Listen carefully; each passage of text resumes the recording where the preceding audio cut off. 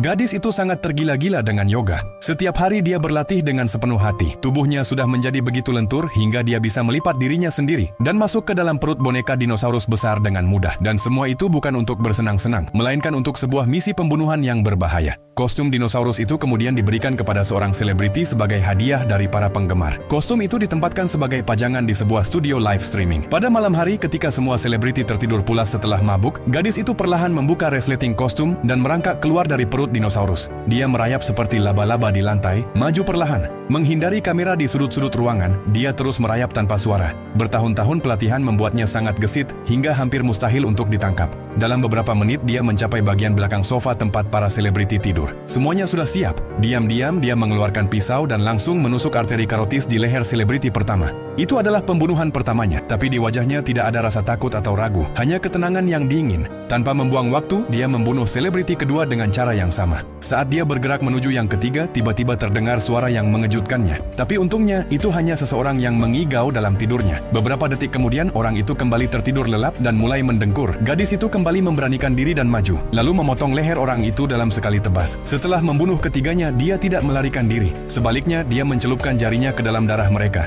dan menggambar wajah badut di pipi mereka. Barulah senyum tipis muncul di wajahnya. Keesokan paginya, polisi datang. Tapi yang mengejutkan adalah tidak ada rekaman kamera yang menunjukkan siapapun masuk atau keluar. Pertanyaannya adalah bagaimana si pembunuh bisa masuk? Pada saat itu kostum dinosaurus pun sudah hilang. Tak ada yang tahu harus berbuat apa. Lalu, seorang seniman jenius menyadari sesuatu yang aneh. Dia melihat wajah para korban, semuanya menunjukkan ekspresi damai, seolah mereka sama sekali tidak menyadari bahwa mereka akan dibunuh. Dia mulai menonton semua rekaman dengan saksama. Tiba-tiba dia melihat bayangan di belakang sofa, tapi wajahnya tertutup oleh sofa. Maka dia kembali ke ruangan itu untuk mencari petunjuk. Dia mengikuti arah tetesan darah, lalu matanya tertuju pada sebuah lampu meja. Dia menggerakkan tangannya di depan lampu, lalu melihat beberapa alas logam di dekatnya. Sebelumnya dia sempat melihat cahaya kilat dalam rekaman, mungkin berasal dari benda-benda ini. Seniman itu kemudian mengambil kuas dan cat, lalu mulai membuat sketsa wajah si pembunuh dari bayangan logam tersebut. Tapi ketika sketsa itu selesai, semua orang terkejut. Sosok yang tergambar bukan seperti manusia, melainkan seperti laba-laba dengan 8 kaki. Sekarang katakan, apakah polisi akan pernah bisa memahami bahwa pembunuh sebenarnya adalah gadis itu?